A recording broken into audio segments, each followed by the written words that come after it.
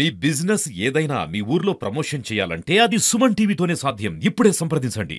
తన సొంత మేనమామనే తనను అనాథాశ్రమంలో ఉంచి తన తల్లిదండ్రులు చనిపోయిన అనంతరం తమను పట్టించుకోలేదు, తన ఆస్తి లాక్కున్నాడంటూ కూడా ఏదైతే శిరీష అనే యువతి అయితే అరవపల్లి మండలం అడవేంలో సంబంధించిన శిరీష అనే 18 ఏళ్ల అమ్మాయి ఏదైతే తన మేనమామపై ఆరోపణలు చేస్తుందో ఆరోపణలపై వివరణ ఇవ్వడానికి వాళ్ళ మేనమామ ఏదైతే ఆరోపణలు చేసిన వ్యక్తి వాళ్ళ లింగయ్య అనే మేనమామ అయితే సుమన్ టీవీ వద్దకు చేరుకున్నారు. వారితో అడిగి తెలుసుకుందాం అసలు శిరీష చేస్తున్న ఆరోపణలో ఏంటి నిజాలు ఏంటి అనే విషయాలు మొత్తం కూడా వారి మాటలు తీసుకుందాం. చెప్పండి, అసలు శిరీష ఎందుకు ఆరోపణలు చేస్తుంది, అసలు ఏం జరిగింది? అసలు శిరీషని 3 సంవత్సరాల అమ్మాయిని వాళ్ళ అమ్మని ఇడిపించుకొని 90 తీసుకొచ్చుకున్నా.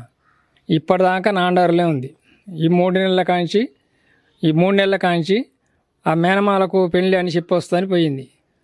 ఆ మేనమాలకు పెళ్ళి అని చెప్పి వస్తుందని పోతే వాళ్ళు మన నోల వెంకన్న కానీ నోముల వెంకన్న ఇప్పుడు బండగొర్ర కుమార ఇద్దరు కలిసి వాళ్ళకు 15 ఏళ్ళ చరిత్రలో నాకు వాళ్ళకు మంచిది భూమి తగాదల.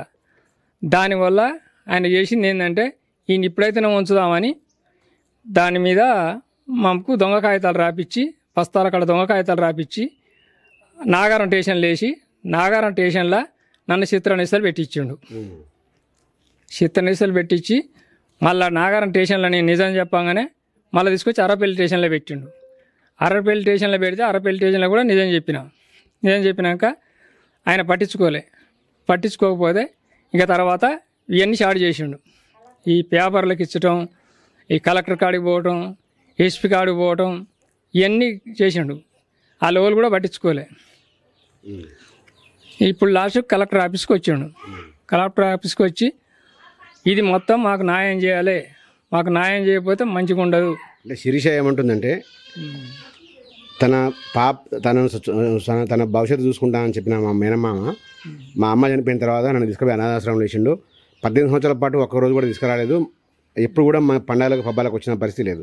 కానీ ఇక్కడ చూస్తేనేమో ఆమె ఫంక్షన్ చేసిన శారీ ఫంక్షన్ చేసిన ఫోటోలు కూడా మీ ఇంట్లో మీరు చూపిస్తున్నారు. అయితే ఆమె అన్నీ వాళ్ళు చెప్పిందే అబద్ధాలకు పాలవుతుంది. ఆమె చెప్పిన బయట ఇప్పుడు మా తమ్ముడు, మా మరదలు, మా తమ్ముని ఇయ్యంపుడు వాళ్ళు చెప్పిందే పాలవుతుంది. ఎంతసేపటికి నన్ను ఏడికి అయినా ఒత్తిడి పెట్టుకుంటా నన్ను ఇబ్బందుల పాలు చేసుకుంటూ వస్తుంది. పెళ్లి చేస్తా అన్న వాళ్ళ పెద్దమ్మ కొడుకుని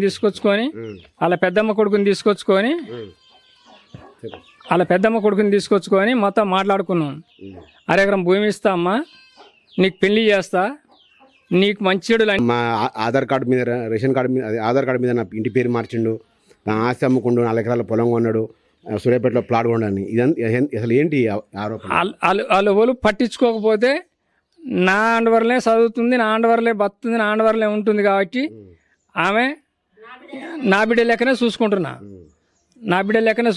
నా ఆండవర్లే బతుకుతుంది, నా ఆండవర్లే బతికిస్తా అని చెప్పిన, పెళ్లి చేస్తా అని చెప్పిన, బతుకు చూపిస్తా అని చెప్పిన, నా కొడుకు లెక్కనే చూసుకుంటా అని చెప్పిన. అట్లా చెప్పినా కూడా వాళ్ళు ముందుకు రాణిస్తలేరామని ఆమెను ముందుకు రానియకుండా మొత్తం నన్ను నిశ్చిస్తున్నారు.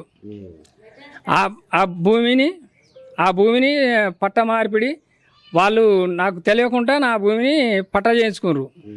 ఇద్దరు మరదలు తమ్ముడు చేయించుకొని దాని మీద ఒత్తిడి పెట్టి ఆ భూమిని ఊడదెంగాలని ఆలోచనతో వాళ్ళు ఈమెను ముందలేసి మొత్తం ఇదంతా చేస్తున్నారు. కలెక్టర్ దాకా ఏం చెప్పదలుచుకున్నావు శిరీషకు? నువ్వు మా సుమన్ టీవీ తరపున శిరీషకు ఏం చెప్తావు?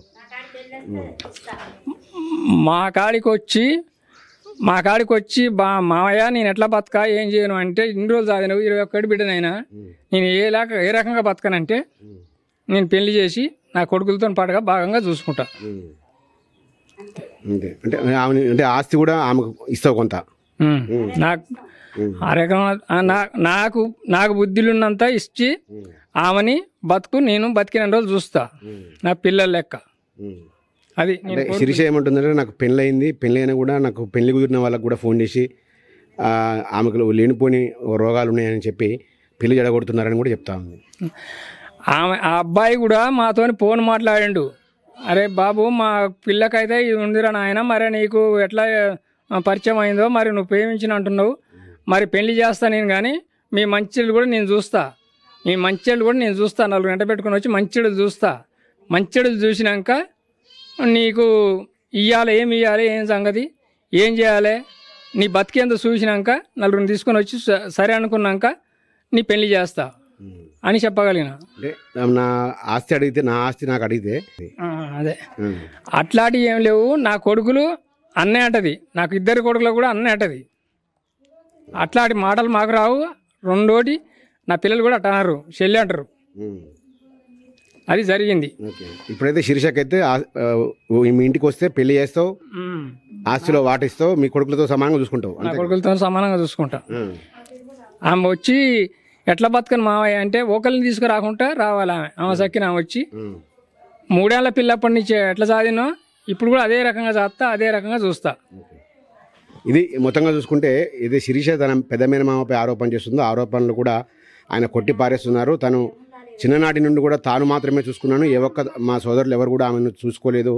ఆమెకు ఒక దీర్ఘకాలిక ఒక వ్యాధితో ఇబ్బంది పడుతున్న నేపథ్యంలోనే ఆమెను అక్కడ ప్రభుత్వ హాస్టల్లో, సంక్షేమ హాస్టల్లో ఉంచి వైద్యం చేపిస్తున్నాం తప్పితే ఆమెను దూరంగా ఉంచాలని కాదు. ఇప్పటికైనా శిరీష తన వద్దకు వస్తే తన ఆస్తిలో వాటా ఇస్తాను, పెళ్లి కూడా, వివాహాలు కూడా తన దగ్గర నుండి జరిపిస్తాను అంటున్నారు. కానీ శిరీష వెనకాల కొంతమంది ఉండి తనపై తప్పుడు ఆరోపణలు చేస్తున్నారు. తన ఆస్తిలో భాగం తీసుకోవడానికి, లేకపోతే తమపై లేనిపోని అభాండాలు మోపడానికి శిరీషను ఒక పావుగా వాడుకుంటున్నారని ఆమె మేనమామ అయితే లింగయ్య ఆరోపిస్తున్నారు పరిస్థితిని.